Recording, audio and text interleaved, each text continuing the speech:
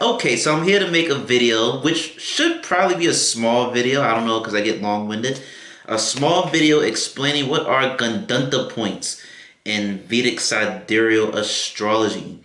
Now, the word gandanta, the first part of it, gand, G-A-N-D, it means not, and anta means end. And gandanta points are essentially like karmic knots in our birth chart. So let me see how can I explain this. So the first nine nakshatras, which falls in between Aries and Cancer, are known as Rajasic nakshatras, which is a guna. Gunas means qualities, which I'll probably have to make a whole nother video explaining what are gunas in Vedic sidereal astrology. But the first nine nakshatras, guna is Rajasic, and the last nakshatra of every water sign in the 27 nakshatras is controlled by Mercury, because Cancer is the last sign in the first nine nakshatras, and its final nakshatra is a Slasha nakshatra, and Mercury rules and controls the Slasha. And then in Scorpio nakshatra, in Scorpio sign, the final nakshatra in Scorpio is Jyeshta nakshatra, and Mercury rules and controls that nakshatra. And then in Pisces sign, the final nakshatra is Revati, and that's ruled and controlled by Mercury. And I'm gonna explain why is this so important. And also pay attention to the K2 ruled nakshatras, which is Ashwini, the very first nakshatra in the first Rashi, the first sign of Aries. And then you have Maga nakshatra. You got Maga nakshatra in Leo. And then you have the final K2 ruled nakshatra, which is Mula nakshatra in Sagittarius. So the degrees of a gandanta point is, gotta look at my phone because I don't want to mess up. The degrees of a gandanta point is basically between 26.40 degrees to 30 degrees of the end of every water sign. So between 26.40 degrees to 30 degrees of every water sign is a gandanta point. So 26.40 degrees to 30 degrees in Cancer is a Slasha. 26.40 degrees to 30 degrees in Pisces is Revati. 26.40 degrees to 30 degrees in Scorpio is Jyeshta. So that is a gandanta point.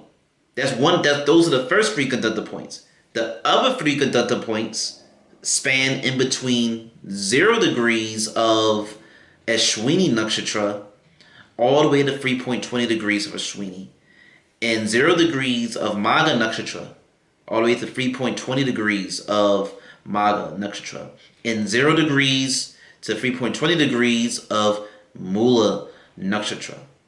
So now, I know this sounds very confusing, but there's really no other better, simpler way to explain this. It sounds confusing, but it's real simple once you got like a fundamental understanding of astrology. But those are the degrees. Now, if you paid attention, a Slasha nakshatra comes right before Maga nakshatra, and Jyeshta nakshatra comes right before Mula nakshatra, and Revati nakshatra comes right before Ashwini nakshatra. So you see how these gandanta points, they connect into each other, you know? And if you pay attention, you're going from a water sign to a fire sign in between these gandanta points. You're going from Cancer, which is a water sign ruled by the moon, into the fire sign of Leo, which is controlled by the sun. You're going from, I'm losing my train of thought. You're going from Scorpio, which is a water sign, you go from Scorpio, which is a water sign controlled by Mars, and Mars still sort of like a fiery energy, a fiery planet. And you're going into Sagittarius, which is also fire, but forget that part. Scorpio is a water sign, Sagittarius is fire. And then you're going from Pisces into Aries, water into fire. So you see these gandanta points are specific degrees between the end of a water sign and in between the beginning of a fire sign. So these degrees are very special. They're considered to be very karmic degrees. And the closer you get to the 30-degree mark of a water sign, the more powerful this karmic point is. The closer you are to 0 degrees in a fire sign, the more powerful these karmic degrees are, this gandanta point is.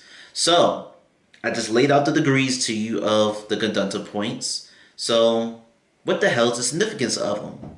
Well, the significance of a gandanta point is considered to be very important because this is a point where this is like a transitional phase where you're going from one end of a cycle to the beginning of a new cycle, because all of the Mercury ruled nakshatras are at the end of a water sign.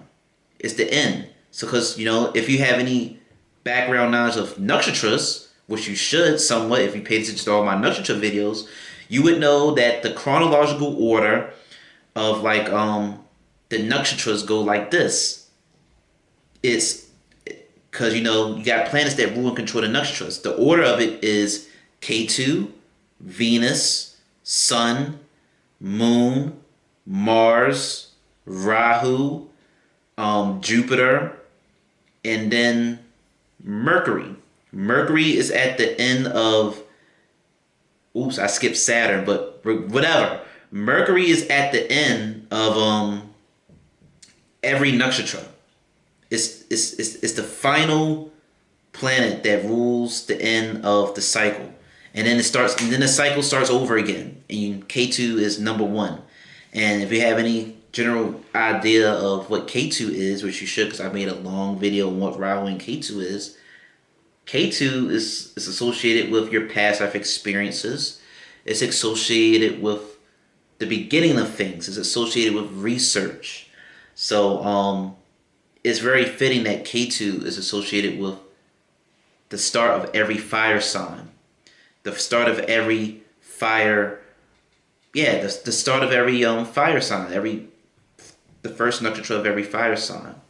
And Mercury is associated with the end of every water sign. So you see this connection between ending and beginning, and how K2 is past life experiences and Mercury is intelligence. Mercury is Mercury also goes by the name of Buddha, which the name means enlightened. So these are like a special karmic sensitive degree that has something to do with these themes of endings and beginnings and enlightening and awareness. These are just very sensitive degrees where a person can experience a huge shift in somewhere of their life, depending on what the planet is, depending on the nakshatra, depending on what's aspecting the planet, depending on what house the planet is in. When a person runs the dasha of that planet in the gandanta point, or when maybe a significant planet like Rahu or Ketu transits over your planet that's in the gandanta point, you can experience a significant change in that area of your life. So it's believed or seen, because I haven't seen this yet. I need to see charts of people who have gandanta points, and then I have to see that they run the time period of when the gandanta point would have been activated to see how it really play out. But from an interpretive textbook perspective, when your gandanta point that's in your chart, if you do have a planet within these degrees that I just told you, you would just notice some huge karmic change. Like, for example, An easy one is career-wise. Let's say that your 10th lord is in a gandanta point, or you have a planet that's in a gandanta point, aspect of the 10th house, or is in the 10th house. We can see that maybe you'll go from like a regular corporate life to a very spiritual life, or you'll quit that job and you'll do something else. Because also, like I said, the shift between the Mercury ruled nakshatra to the K2 ruled nakshatra is a shift in gunas. Like I said, the first 9 nakshatras is Rajasic. To be Rajasic, short and simple, is to just have the energy and the desire to be very ambitious, to want to create things, to be you just have a lot of ambitions and goals and desires. You just want to accomplish and do and achieve a lot of things. That's essentially what it means to be Rajasic. So the first 9 nakshatras are very Rajasic. And then from Leo to Scorpio is Tamasic. To be Tamasic, essentially, short, simple, in a nutshell, is people who just sort of revel in the materialism of the world. These people, they're not Sattvic and they're not Rajasic. But you understand what Sattvic means after I complete Tamasic. To be Tamasic, you're not ambitious. You're not goal-oriented. The best example I can come up with this is like someone who's probably just content with working a 9-to-5 job, and they don't have no other goals and desires. They don't want to go to school for nothing. They don't have no dreams and desires of their own. They just, work their job, eat a bunch of fast food, sit at home all day, probably live with their parents, and have no desire to move out of their own. These are just people who are just content with reveling in the things of this world, just playing video games all day, eating junk food all day. No desire to live. No desire to learn. No ambitions. They just existing. They're like a pig rolling around in mud. They're like a person. They're like a kid who was born into a rich family, and they don't have to do nothing. They just spend all the wealth and money of their parents, and they just enjoy in all the luxuries of the world. That's what it sort of means essentially to just be tamasic. And it gets deeper. The definition that I just gave you for Rajasic and Tamasic is way deeper than what I just gave you. I just gave you a quick little teaser so you can understand the image that I'm trying to paint to you. And then you have Sattvic. Sagittarius to Pisces, those nakshatras are considered to be Sattvic. So Sattvic means, essentially, it represents purity. These are people who could be like vegans. These are people who could maybe want to protect and these are people who want to protect and preserve wildlife and animals and plants. These are the people who could be very maybe spiritual.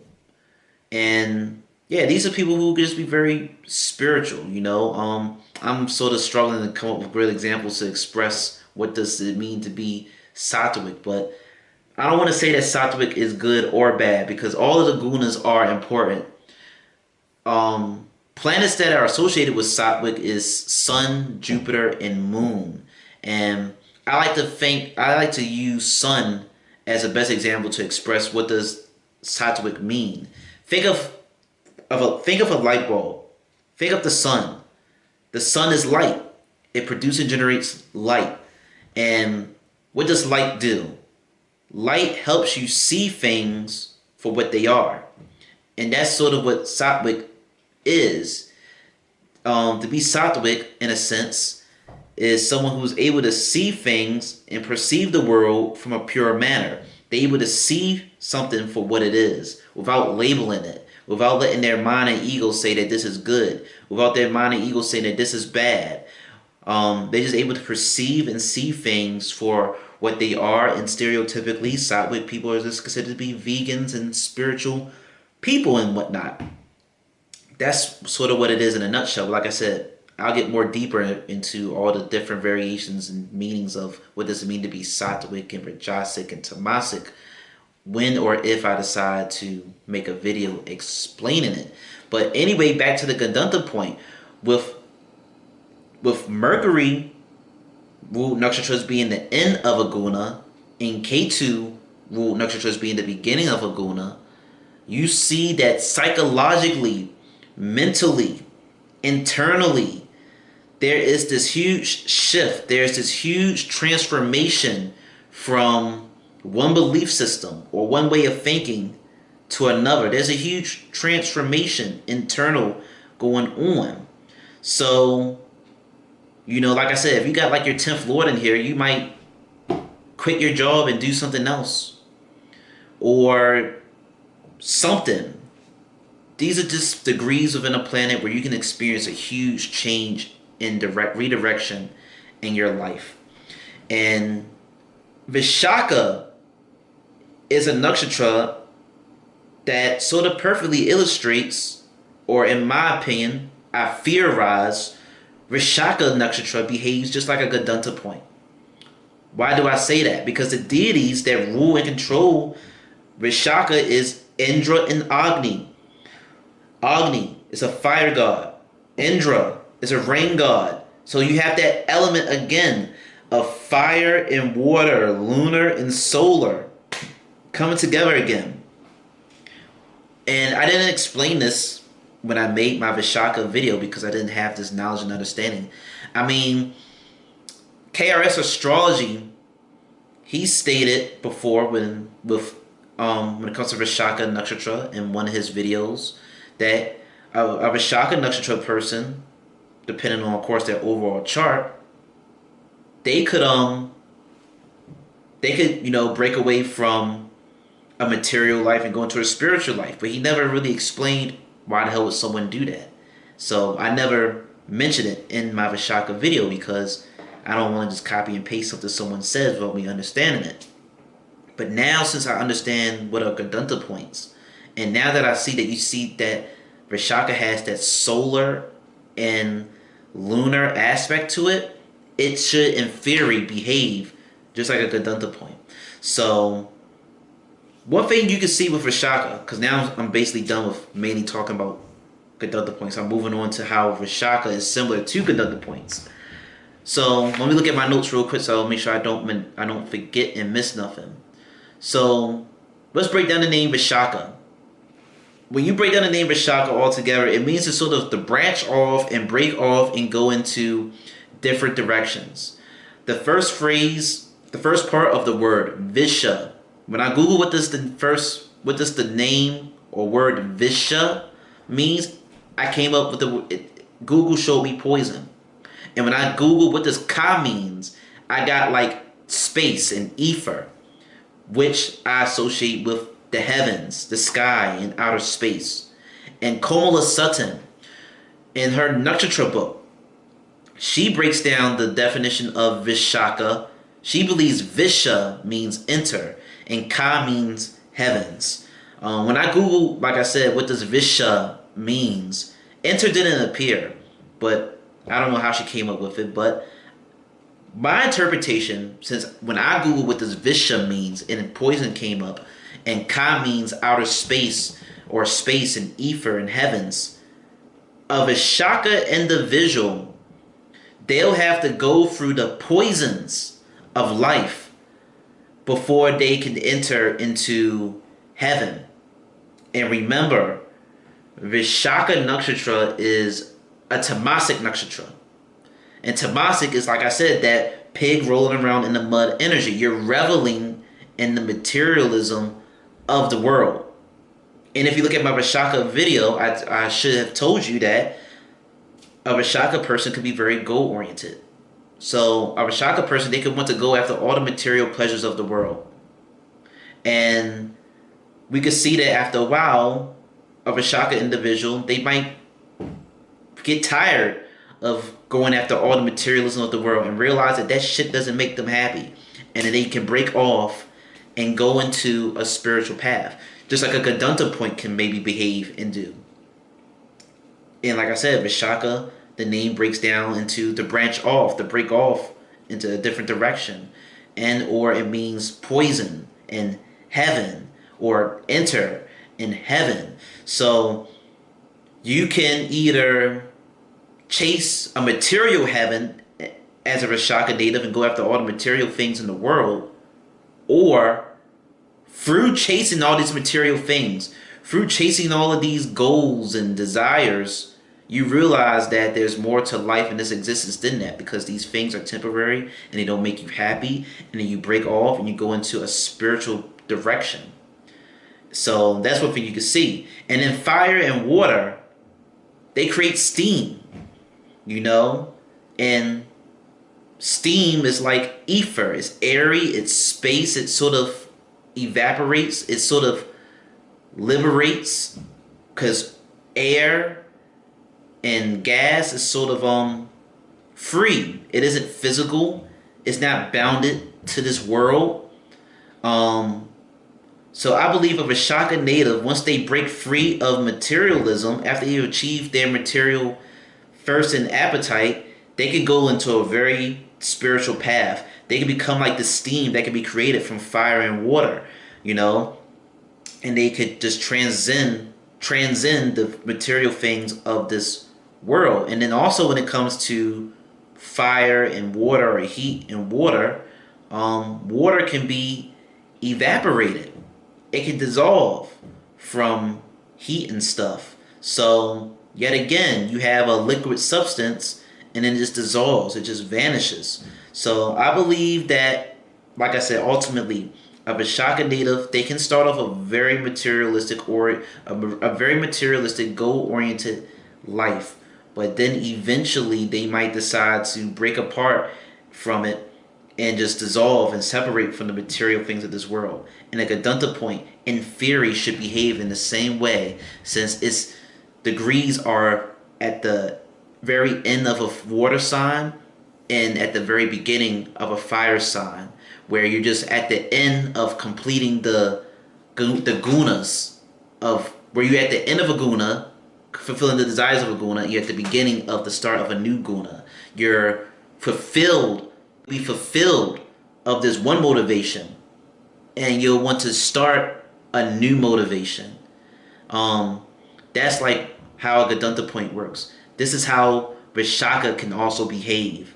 And another interesting thing about Vishaka that I didn't explain in my video when I made a Vishaka video, but it's cool because Vishaka and gandanta points, in my opinion, they're very fucking similar. So check this out. This might be a different language to some of y'all, because unless you got a decent knowledge on nakshatras and Vedic astrology, because I never explained nakshatra padas to y'all, because it would be so deep and long-winded. But every nakshatra has padas. Pada means like a foot or a step. And like I said, there's 30 degrees in the zodiac sign. There's 12 zodiac signs, and they all 30 degrees apiece. And 12 times 30 is 360 degrees. So for any tropical people who might be watching this, which you probably would have clicked off this video by now because it probably would hurt your brain, but 12 times 30 is 360 degrees. So from that theory, you could say that a birth chart is a 360 degree view of your life and or of the sky or of the universe. And it could also explain why in tropical astrology, why a birth chart is a wheel. And anyway, like I said, 12 zodiac signs, 30 degrees apiece, and every nakshatra, and there's nakshatras within those 30 degrees of the zodiac sign. They're 13.20 degrees long. And then within those 13.20 degrees, you have padas, which are 3.20 degrees long. There's 4 padas that are 3.20 degrees long out of those 13.20 degrees of a nakshatra. I gotta pull out my calculator, making sure I'm not giving y'all the wrong shit. But yeah, I told you the right thing. So I gotta look at my book. So this is the interesting thing about Vishaka. Vishaka is a very polarizing nakshatra because within 20 degrees to 23.20 degrees of Vishaka, which is 20 degrees of Libra to 23.20 degrees of Aries, was it 20 degrees of Libra to 23.20 degrees of Libra? Sun is debilitated in Libra. But if it's within these degrees of Libra of 20 degrees to 23.20 degrees, Sun will become exalted in the Navamsha, which I'll explain the divisional charts later. But, so what we would see for someone who have a Sun that is in between 20 degrees and 23.20 degrees of Libra is that at first, the first half of their life, the Sun would start off maybe very weak or whatever. I can't really get into too many specific details without looking at someone's chart overall. But we see that eventually that Sun, the person's soul, their ego, whatever, will become very strong because it'll behave like an exalted Aries as they get older. As their Navamsha, their D9 Navamsha chart becomes awakened. And then, if you go into the second pada of Vishaka, which is 23.20 degrees to 26.40 degrees of Libra, we see that you'll enter the Taurus pada. So, Moon becomes exalted in the second pada of Vishaka. Moon becomes exalted and it ends up in this multicone sign of Taurus in the second pada of Vishaka. It will go into Taurus in the Navamsha. Now, nothing gets debilitated or exalted in the third pada of Vishaka, which is 26.40 degrees to 30 degrees, where the planet would end up in Gemini in the Navamsha. But the fourth and final pada of Vishaka falls into Scorpio, because Vishaka is a nakshatra that falls in between 20 degrees Libra all the way to 3.20 degrees of Scorpio. So the final pada, the fourth pada, is Scorpio. And the pada, the final pada, it starts in Scorpio. The signs, Vishaka starts in Scorpio, and then it'll go into Cancer in Navamsha. So Moon is debilitated in Scorpio. Specifically, Moon is debilitated in the nakshatra of Vishaka in Scorpio. But we also see that same Moon that becomes debilitated in Scorpio, it will become strong in Navamsha in the second later half of your life, because it ends up in its own sign of Cancer. So this is a very polarizing nakshatra. Mars rules Aries and it rules Scorpio. So we see that if Mars lands in between 0 degrees of Scorpio to 3.20 degrees of Scorpio, Mars will feel strong. But then eventually it'll become debilitated. It'll behave like a debilitated Mars in the second half of the person's life. So this is the only nakshatra, I believe, where the Sun can become debilitated and exalted, and where the Moon can become debilitated and exalted. Because like I said, Sun is debilitated in Libra in the first pada, and then it gets exalted in Aries. Moon gets exalted in the second pada because it'll go into Taurus in Navamsha, but it also gets debilitated in the fourth pada, and then goes into his own sign in Navamsha in the fourth pada. And like I said, I know this is very confusing if you don't really have too much knowledge and understanding on nakshatras and padas, but Vishaka is very interesting, a very interesting and very polarizing nakshatra. So with this nakshatra being the only nakshatra, I believe, where the luminaries, which are very important, Sun and Moon, can go from extreme exaltation to extreme debilitation, shows that this is a nakshatra where a person can go into two completely different directions in their life. They can start off in one area and then they can go into another one, which makes sense because there's two deities that rule and control this nakshatra. And the name Vishaka, the interpretation and translation of the name Vishaka means like to break off, to branch off. So Vishaka has things to do with dualities. It has things to do with going into two separate directions. You know, it has things to do with great change. You know, and all those things that make Vishaka Vishaka is the same things that could apply to gandanta points, because you're going from fire to water or water to fire. Your motivations and ambitions can suddenly change when you activate the planet that is in that gandanta point. You might get a divorce if your seventh lord or whatever is in gandanta point. You might get a breakup. You might not be attracted to your partner no more. You might want something completely different. Maybe if your second lord is in gandanta point, maybe something in regards to your speech gets changed or affected, or maybe your taste buds and what you desire to eat might change or whatever. Who knows? But if you have a planet that's in a gandanta point, which y'all can just Google yourself and find out what are the degrees of the gandanta points. Again, pay attention to when a planet like Rahu, more importantly, or Ketu is transiting over that planet. Or pay attention to if you're running the Mahadasha of that planet. See if anything unique and particularly happens to you in regards to the significations of that planet, sign, and house. See if anything particularly happens to you. But yeah, Vishaka is a very interesting polarizing nakshatra who should behave very similar to a gandanta point. You'll just go into a complete different change. And hopefully this video wasn't too confusing in the way that I explained it.